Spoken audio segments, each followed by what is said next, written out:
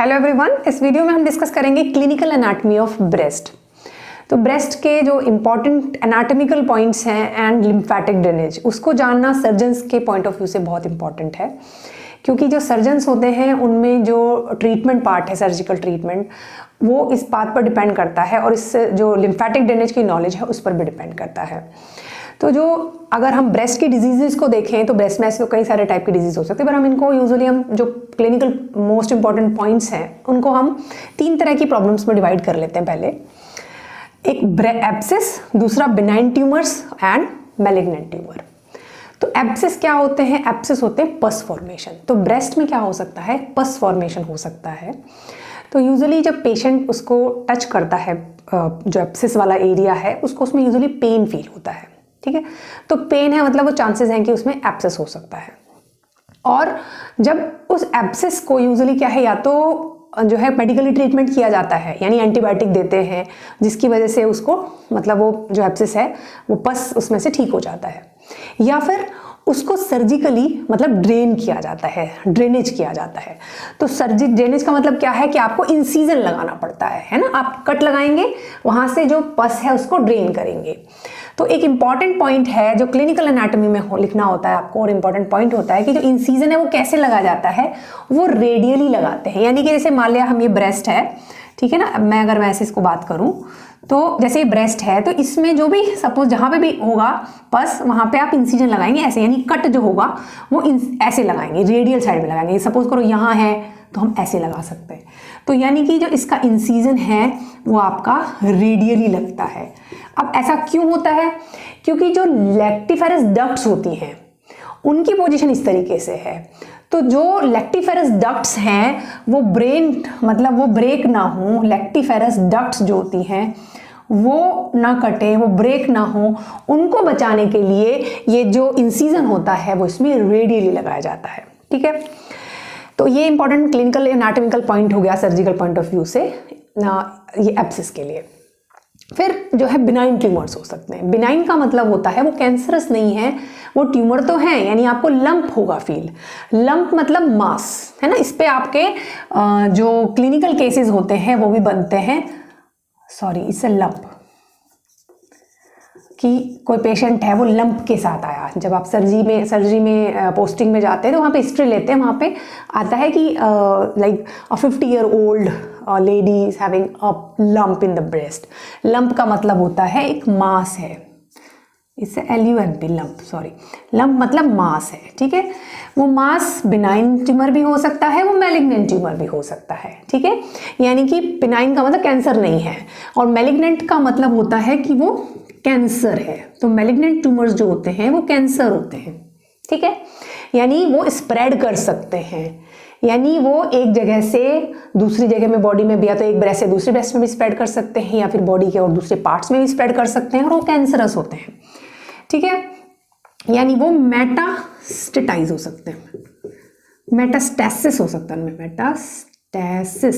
Metastasis का मतलब होता है एक जगह से दूसरी जगह पे स्प्रेड करना। ठीक है, तो ये होता है। अब अगर हम बिनाइन ट्यूमर और मैलिग्नेंट ट्यूमर का डिफरेंस देखें हिस्ट्री के हिसाब से, एग्जामिनेशन के हिसाब से, जब सर्जरी कोई सपोज करो एक लंप लेके आया, यानी कि एक मास लेके कोई लेडी आई है और वो 50 ईयर्स है, मतलब एज 50-30, वैसे तो 35 में भी हो सकता है, पर ये कि 50, जितना ज़्यादा ओल्ड एज होगी हम सोच के चलते कि चांसेस हैं कैंसर ज़्यादा होने के। कम एज की है तो बिनाइन ट्यूमर होने के चांस होते हैं, बट कोई एब्सोल्यूट वो नहीं है, बट चांसेस रहते हैं इस डिफरेंस के। जो बिनाइन ट्यूमर्स होते हैं वो यूजुअली सॉलिटरी होते हैं। सॉलिटरी मतलब सिंगल होते हैं, एक लंप मिलेगा, वो फर्म होते हैं और वो मोबाइल होते हैं। इसका क्या मतलब है? फर्म का मतलब होता है कंसिस्टेंसी, यानी जब आप ब्रेस्ट में एग्जामिन करते हो, आपको एक ट्यूमर मिल रहा है, मास मिल रहा है, तो अब उसको आप क्या करते हैं? मूव करके देखते हैं, उसको छू के देखते हैं, टच करके देखते हैं कि वो किस तरह की कंसिस्टेंसी का है। तो अगर वो मोबाइल है, मतलब वो इधर उधर ऊपर नीचे मूव कर रहा है, यानी कि वो अंदर की जो स्ट्रक्चर्स हैं, मसल्स हैं और टिश्यू है उसमें फिक्स नहीं है, तो उसके ज़्यादातर चांस है कि वो बिनाइन ट्यूमर है, चांसेस हैं। ठीक है, फाइनल नहीं कह सकते आप, बट चांसेस हैं। फर्म का मतलब होता है कंसिस्टेंसी, यानी अगर हम जैसे इसको सर्जरी के लिए हम देखते हैं तो हम ये कह सकते हैं जैसे लिप्स हैं हमारे, वो अगर टच करोगे तो ये सॉफ्ट हो गया, ये सॉफ्ट कंसिस्टेंसी है। नोज है फर्म कंसिस्टेंसी, यानी इससे ज़्यादा ज़्यादा हार्डनेस है उसमें, ये हो गया फर्म, ऐसा छूने पे लगेगा कि इस टाइप का, तो ये हो गया फर्म कंसिस्टेंसी। अगर आप हेड को छूते हो ये, तो ये लगेगा आपका हार्ड है, यानी अगर छूने पे आपको ऐसा लग रहा है तो सॉफ्ट है, ये है तो हार्ड है, ये है तो आपका ये है तो फर्म है, सॉफ्ट फर्म एंड हार्ड, इस तरह की कंसिस्टेंसी। जैसे यहाँ छूने पे लगता है ऐसा, इस तरह का जो फीलिंग आएगी छूने पे उसको, वो हार्डनेस होगी अगर ऐसा लग रहा है, यानी हार्ड है वो। तो यूजुअली जो मैलिग्नेंट ट्यूमर्स होते हैं वो हार्ड होते हैं, ठीक है। वो सॉलिटरी भी हो सकते हैं, मल्टीपल भी हो सकते हैं, मतलब आपको एक सिंगल भी मिल सकता है या फिर आपको मल्टीपल भी मिल सकता है, ठीक है। और वो फिक्स्ड होने के चांस उनके ज़्यादा रहते हैं, मतलब they have a chances to have a fixed with the underlying structure, यानी कि जो नीचे मसल्स हैं उनसे वो फिक्स हो जाते हैं, तो वो इमोबाइल होते हैं। अगर आप इनको ऐसे मूव करके देखोगे तो वो मोबिलिटी उनमें नहीं होगी, तो वो फिक्स्ड होते हैं, या इनको हम बोलते हैं इमोबाइल होते हैं। और जो कंसिस्टेंसी वो हार्डनेस जैसी फील होती है उसमें कैंसर में। तो अगर, और वो सबसे इंपॉर्टेंट एक चीज़ है, वो पेनलेस होते हैं। क्या है ना कि अगर पेन नहीं है तो चांसेस हैं कि वो कैंसर हो सकता है, ज़्यादा चांसेस उसके कैंसर होने के, क्योंकि कैंसर जो है इसलिए पेनलेस होता है, इसीलिए वो बहुत लेट डायग्नोस होते हैं, क्योंकि पेन नहीं है तो पेशेंट डॉक्टर के पास नहीं जाता, ठीक है। और शुरुआत की कंडीशन में पता भी नहीं चलता कि भाई कोई लंप है ब्रेस्ट में। इसीलिए जो सेल्फ ब्रेस्ट एग्जामिनेशन है, मतलब लेडी को मंथली अपने ब्रेस्ट को एग्जामिन करना चाहिए, उसका एक तरीका है कि किस किस तरीके से आप एग्जामिन करते हो। तो वो सेल्फ ब्रेस्ट एग्जामिनेशन बहुत इंपॉर्टेंट है, स्पेशली जो एक एडवांस एज में जाके बहुत इंपॉर्टेंट होता है। वहाँ पर जो कैंसर्स हैं उनका अर्ली डिटेक्शन हो सकता है, पहले से पता चल सकता है शुरुआत की स्टेज में, और उसका ट्रीटमेंट भी फिर पॉसिबिलिटी है कि बेटर ट्रीटमेंट हो पाए। तो अर्ली डिटेक्शन जो है वो, उसके लिए सेल्फ ब्रेस्ट एग्जामिनेशन एक इम्पॉर्टेंट चीज़ है। अच्छा, दूसरा वैसे भी ये कहा जाता है जो कैंसर्स होते हैं वो अर्ली स्टेज में they are better felt than seen, मतलब वो बेटर दिखाई नहीं देते उसके कंपैरिजन में। अगर हम शुरुआत की कंडीशन में देखें तो वो बेटर ना फील किए जा सकते हैं, ओके। तो जो है हमारे इसमें ज़्यादा चांस होते हैं ब्रेस्ट कैंसर्स के, ब्रेस्ट कैंसर्स काफ़ी हाई है, ब्रेस्ट में रिस्क है कैंसर होने का, और स्पेशली मेटास्टेसिस के, यानी कि कैंसर होने के चांस तो है ही, और उस ब्रेस्ट कैंसर के मेटास्टेटाइज होने के, यानी एक जगह से दूसरी जगह जाने के भी चांसेस काफ़ी ज़्यादा होते हैं, इसलिए इसका क्लिनिकल इंपॉर्टेंस काफ़ी बढ़ जाता है। और ये जो यूजुअली एक जगह से दूसरी जगह जाते हैं बॉडी के दूसरे ऑर्गन्स में, वो लिम्फेटिक्स के थ्रू जाते हैं, लिम्फ वेसल्स के थ्रू में जाते हैं।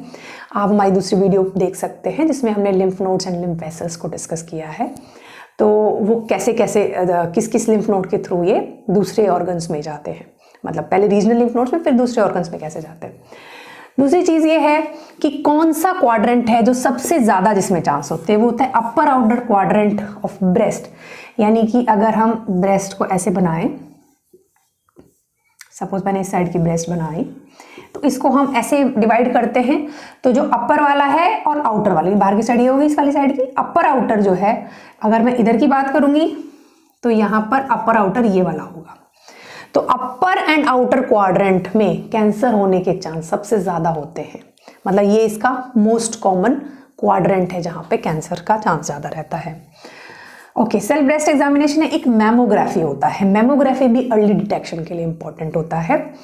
मैमोग्राफी क्या चीज़ है? मैमोग्राफी आपकी एक एक्सरे है, जो एक्सरे ऑफ ब्रेस्ट को ही हम मैमोग्राफी कहते हैं। तो मैमोग्राफी में जो एक्सरे ऑफ ब्रेस्ट है जब हम करते हैं, उसमें क्या होता है कि कैल्सिफिकेशन मिल सकता है, यानी उसमें हम फाइब्रोएडेनोमा भी देख सकते हैं, उसके भी कुछ फीचर्स होते हैं, और कैंसर्स के भी कुछ फीचर्स उसमें मिल सकते हैं, स्पेशली से कैंसर्स केस में कैल्सिफिकेशन होता है। जब आप एक्सरे करते हैं तो उसमें वाइटिश जो है, वाइटिश कलर का दिखाई देता है, वैसे टिश्यू है जैसे ब्रेस्ट टिश्यू, उसमें वाइटिश कलर का अंदर दिखाई देता है कि उसमें कैल्सिफिकेशन हो रहा है। बाकी भी उसके कुछ अदर चेंजेस होते हैं जो आप मेमोग्राफी में इनिशियल स्टेज में आइडिया लगा सकते हैं, हाँ it may be a chances of cancer. लेकिन फाइनली हमें क्या करना होता है, बायोप्सी करनी होती है, मतलब वहाँ से थोड़ा टिश्यू लेना होता है, उसको पैथोलॉजी लैब में भेज के वहाँ पर कैंसर की सेल्स उसमें टिश्यू में चेक की जाती है, तभी हम फाइनल डायग्नोसिस कहते हैं कि भाई हाँ इसको कैंसर है। ओके, तो self breast examination and mammography एक इंपॉर्टेंट चीज़ है। अब उसके बाद हम अगर मेटास्टेसिस की बात करें तो एक चीज़ होती है क्रूकनबर्ग, ये बहुत इंपॉर्टेंट पॉइंट है, that what is Krukenberg tumour. Actually क्या होता है, आप अगर मैंने आपको पढ़ाया है इसमें लिम्फ नोड्स में, आप लिम्फ नोड्स की वीडियोस देखेंगे। तो जो लिम्फेटिक वेसल्स हैं जो लोअर मीडियल क्वाड्रेंट है, ये लोअर वाला मीडियल वाला, वहाँ से लिम्फेटिक्स जो हैं वो यहाँ पे अगर आप देखोगे तो यहाँ पे प्लेक्सिस होता है। कौन सा प्लेक्सिस होता है? सब डायफ्रैग्मेटिक एंड सब पेरिटोनियल लिम्फ प्लेक्सिस। तो लोअर मीडियल से सब डायफ्रैग्मेटिक एंड सब पेरिटोनियल लिम्फ प्लेक्सिस में जाते हैं, वहाँ से ट्रांससिलोमिक के थ्रू ओवरी में चले जाते हैं। जो लिम्फ है वहाँ से वो ओवरी में चला जाता है और ओवरी में ट्यूमर सेल्स डिपॉजिट होकर ओवरी में ट्यूमर पैदा करती हैं। उसको हम कहते हैं सेकेंडरीज इन ओवरीज। यानी ब्रेस्ट कैंसर जो प्राइमरी है, प्राइमरी ट्यूमर का मतलब होता है जहाँ पे वो शुरुआत में ओरिजिनेट हुआ। तो जैसे अगर कोई क्रूकनबर्ग ट्यूमर किसी को है, यानी ओवरी में ट्यूमर मिल रहा है किसी को, पर उसको साथ में ब्रेस्ट कैंसर भी है, तो यहाँ है कि ब्रेस्ट में उसका प्राइमरी है और उसकी सेकेंडरीज ओवरी में आई हैं। तो वो कैसे किसके थ्रू आई हैं? जो lymphatics, lymph vessels and lymph node के थ्रू आई हैं। कौन सी लिम्फेटिक प्लेक्सिस के थ्रू? ये आपका सब पेरिटोनियल एंड सब डायफ्रैग्मेटिक लिम्फ प्लेक्सिस के थ्रू ये ओवरी में गया। तो ओवरी में secondaries for the primaries in breast cancer, उसे हम कहते हैं क्रूकनबर्ग ट्यूमर। ठीक है, इसी तरह से ये बाइलेटरल भी जा सकता है। एक तरफ किसी को कैंसर शुरुआत में हुआ, बाद में वो क्या हुआ, दूसरी तरफ भी चला गया, क्योंकि जो हमारी सुपरफिशियल लिम्फेटिक्स होती हैं ब्रेस्ट की, वो एक साइड से दूसरी साइड में कनेक्टेड रहती हैं। तो अगर एक साइड में हुआ दूसरी साइड में भी हो सकता है। इसलिए जब भी ब्रेस्ट कैंसर के एग्जामिनेशन करते हैं, ब्रेस्ट कोई लंप का एग्जामिनेशन करते हैं, तो आपको बाइलेटरल एग्जामिनेशन करें, दूसरी साइड में भी देखना है कि कहीं ऐसा तो नहीं वो दूसरी साइड में भी उसका वो हो, क्या कहते हैं, दूसरी साइड में भी वो फैला हुआ हो। ठीक है, तो मैमोग्राम वगैरह और जो ब्रेस्ट एग्जामिनेशन जो बाकी टेस्ट हैं वो दूसरे वाले के साथ भी किए जाते हैं कि वहाँ तो नहीं फैला, इसलिए बाइलेटरल होने के चांस भी ज़्यादा होते हैं। फिर ये लीवर में जा सकता है, ये पेल्विस में जा सकता है, यहाँ सब कहाँ होगा, सेकेंडरीज होंगी।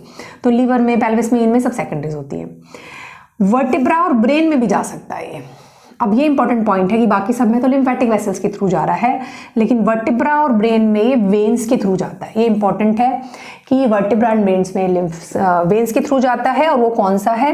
Vertebral Venus plexus. So vertebral Venus plexus of veins के थ्रू ये वर्टिब्री में एंड ब्रेन में जाता है। ये इंपॉर्टेंट क्लिनिकल पॉइंट्स हैं। ठीक है, अब हम बात करते हैं, कुछ हम फीचर्स पढ़ लेते हैं कि भाई जैसे किसी ने सेल्फ ब्रेस्ट एग्जामिनेशन किया और उसका फिर बाद में फाइनली उसको एक तो लंप मिलेगा कि हाँ लंप है कहीं, या फिर कोई डिस्चार्ज वगैरह मिल सकता है, कुछ और फीचर्स इसमें से मिल सकते हैं। फिर वो सर्जन के पास जाएंगे, सर्जन भी एग्जामिन करेंगे। सर्जन किस बेस पे आइडिया लगाते हैं कि हाँ इसको कैंसर हो सकता है, इसका आगे हमें मेमोग्राम कराना है या बायोप्सी करानी है। तो कुछ स्पेसिफिक फीचर्स होते हैं जो कि हमें एक सस्पिशन देते हैं कि भाई ये ब्रेस्ट कैंसर हो सकता है। जैसे एक है निप्पल डिस्चार्ज। तो निप्पल जो डिस्चार्ज है वो भी कई तरह का हो सकता है। जैसे एक वाइट डिस्चार्ज हो सकता है। ठीक है, अब नॉर्मली वाइट डिस्चार्ज जब वुमेन ब्रेस्ट फीड करवा रही है अपने बेबी को, तो उस टाइम पे ये बहुत कॉमन है कि वाइट डिस्चार्ज आए इसमें से, क्योंकि मिल्क आता है। अब अगर वो जो है ये नॉर्मल हो गया, फिजियोलॉजिकल हो गया, बट अगर वो मतलब ब्रेस्ट फीडिंग नहीं करा रही है, एज थोड़ी ज़्यादा है, फिर भी अगर डिस्चार्ज हो रहा है, तो पेशेंट को जो है वो डॉक्टर के पास, सर्जन के पास जाना चाहिए। स्पेशली सर्जन के पास वो एग्जामिन करके देख के एक आइडिया लगा सकता है कि हाँ it might be a cancer, या आगे कुछ फर्दर प्रोसेस करना है या नहीं करना है। यानी उसको मिस नहीं करना चाहिए। वो सीरियस डिस्चार्ज हो सकता है, यानी कलरलेस है लेकिन वो सीरियस टाइप का डिस्चार्ज है, थोड़ा सा कलरलेस में, और थोड़ा सा यू कैन से कि थोड़ा सा ऑयली टाइप का डिस्चार्ज हो सकता है, वो भी इसमें डिस्चार्ज होता है। और एक रेड कलर का डिस्चार्ज होता है, ये बहुत ही अलार्मिंग है। रेड कलर का डिस्चार्ज, उसमें ज़्यादा चांसेस हैं कि कैंसर होने के चांस ज़्यादा हैं, क्योंकि उसमें से यानी ब्लड आ रहा है। तो रेड कलर का डिस्चार्ज है वो, इस तरह के डिस्चार्ज में हम सस्पिशियस होते हैं। Change in size and shape. तो अगर देखो क्या है, कुछ फिजियोलॉजिकल कॉज भी हो सकते हैं साइज एंड शेप के। जैसे मेंस्ट्रुअल साइकिल के टाइम पे ब्रेस्ट में थोड़ी स्वेलिंग होती है ना, इवन उनको टाइट कपड़े पहनने में भी पेन होता है उस टाइम पे, तो वो नॉर्मल फिजियोलॉजिकल है। बट साइकिल का टाइम नहीं है, मेंस्ट्रुअल पेन नहीं है, मेंस्ट्रुअल ब्लीडिंग नहीं हो रही है, नॉर्मल अलग टाइम है, फिर वो साइक्लिकल चेंजेस नहीं हो रहे हैं, उसमें कंटिन्यूअस वो इस तरह का चेंज आ रहा है।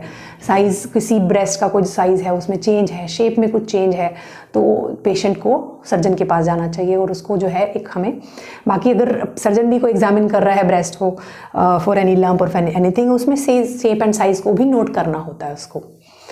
देन इन्वर्टेड निप्पल और इसे कहते हैं रिट्रैक्शन ऑफ निप्पल। ठीक है, तो निप्पल जो है ना वो देखो नॉर्मली निप्पल क्या होता है, बाहर को निकला रहता है, प्रोट्रूडेड निप्पल होता है नॉर्मली, पर निप्पल क्या है वो रिट्रैक्टेड हो गया, यानी कि अंदर की तरफ को जा रहा है। ठीक है, या फिर फ्लैट हो रहा है निप्पल, तो वो भी एक चांस हो सकता है कि भाई कैंसर है। उसका रीज़न क्या है, जो कैंसर सेल्स होती हैं वो लैक्टिफेरस डक्ट्स को इन्फिल्ट्रेट करती हैं। ठीक है, जो लैक्टिफेरस डक्ट्स हैं उनको इन्फिल्ट्रेट करती हैं, और फिर क्या रिट्रैक्शन होता है, कॉन्ट्रैक्शन होने लगता है, क्योंकि लैक्टिफेरस डक्ट्स है वो कॉन्ट्रैक्ट, वहाँ पर कैंसर सेल्स आ गई हैं, तो जो ब्रेस्ट है वो फिक्स होने लगती है। ठीक है, इन्फिल्ट्रेशन का जो हिंदी मीनिंग होता है वो होता है घुसपैठ, यानी कि घुसपैठ कर लेना, यानी कहीं चले जाना। तो जो कैंसर सेल्स हैं वो कहाँ चली गई, कहाँ घुसपैठ कर लिया उन्होंने, लैक्टिफेरस डक्ट्स में चली गई वो। ठीक है ना, तो इन्फिल्ट्रेशन वर्ड यूज होता है उसके लिए। तो लैक्टिफेरस डक्ट्स में जो कैंसर सेल्स है उनका इन्फिल्ट्रेशन हो गया, उसकी वजह से जो निप्पल है वो रिट्रैक्टेड हो गया। ठीक है, इन्वर्टेड हो गया, अंदर की तरफ हो गया। ये भी बहुत एक इंपॉर्टेंट साइन है जो कि कैंसर सेल को रिप्रेजेंट करता है, मतलब कैंसर हो सकता है। एक वर्ड होता है पकरिंग ऑफ स्किन। ये सारे तीनों बहुत ही इंपॉर्टेंट पॉइंट है। पकरिंग ऑफ स्किन का मतलब है इन्फिल्ट्रेशन ऑफ सस्पेंसरी लिगामेंट हो गया। तो सस्पेंसरी लिगामेंट के इन्फिल्ट्रेशन से, यानी कि हमारे सस्पेंसरी लिगामेंट्स में भी कैंसर सेल्स हो गया। अब सस्पेंसरी लिगामेंट क्या कॉन्ट्रैक्ट करेंगे, तो जो कॉन्ट्रैक्ट करेंगे जो स्किन है वो पकरिंग हो जाएगी, मतलब वो एक तरह से सिकुड़ने लग जाएगी वहां की। उस वर्ड को हम बोलते हैं पकरिंग ऑफ स्किन। ठीक है, एक होती है पीलिंग या स्केलिंग ऑफ द स्किन, यानी स्किन में चेंजेस दिखाई दे रहे हैं, वहां पर ऐसा लग रहा है जैसे स्केल से उतर रहे हैं। हालांकि जो ये है ये कुछ स्किन डिजीज में भी हो सकता है। जैसे हम कुछ स्किन डिजीज की बात करें तो एक्जेमा एक स्किन की डिजीज है जहाँ पे स्केलिंग हो सकती है, यानी कि स्केल से उतरने लगता है, मतलब पपड़ी से उतरने लगती है वाइट वाइट सी। ठीक है, या फिर एटॉपिक डर्मेटाइटिस होती है एक, ये सब स्किन की डिजीज है। आपका अगर नाम याद होता है तो वेल एंड गुड, नहीं तो आप कह सकते हो कि भाई जो स्किन की कई सारी डिजीज में भी ऐसा हो सकता है, तो वो रूल आउट करना जरूरी है ना। और बाकी और भी फीचर्स देखेंगे तो मतलब क्या होता है ना, मल्टीपल फीचर्स मिल रहे हैं तो चांसेस है कि कैंसर होने के चांस ज़्यादा हैं। तो ये सब भी कैंसर के फीचर्स में आते हैं। एक होता है प्यूडी ऑरेंज। तो इसमें प्यूडी ऑरेंज क्या है, जैसी ऑरेंज का छिलका होता है ना, तो वैसा ब्रेस्ट दिखाई देने लगता है। अब अगर ऑरेंज का छिलका आपने देखा होगा तो उसमें क्या है ना, ऐसे छेद से दिखाई देते हैं ऐसे। तो प्यूडी ऑरेंज में भी जो स्किन है ब्रेस्ट की वो छोटे छोटे छेद से उसमें लगने लगते हैं। तो उसका रीजन क्या होता है कि जो सुपरफिशियल लिम्फेटिक्स होती हैं उनमें कैंसर सेल्स चली जाती है। मतलब उसमें क्या सुपरफिशियल लिम्फेटिक्स है, कैंसर सेल्स क्या है, सुपरफिशियल लिम्फेटिक्स को ब्लॉक कर देती है। सुपरफिशियल लिम्फेटिक्स का ब्लॉकेज हो जाता है, उसकी वजह से क्या है, एडेमा होता है। एडेमा मतलब स्वेलिंग हो जाती है। ठीक है, वहाँ पे फ्लूइड इकट्ठा हो जाता है क्योंकि जो सुपरफिशियल लिम्फेटिक्स है उनका ब्लॉकेज हो गया। तो फ्लूइड इकट्ठा होने की वजह से क्या होता है, जो हेयर फॉलिकल्स हैं उनके जो पिट्स होते हैं वो रिट्रैक्ट टाइप से करने लगते हैं, और उसकी वजह से क्या दिखता है, वहाँ पे छेद से दिखते हैं।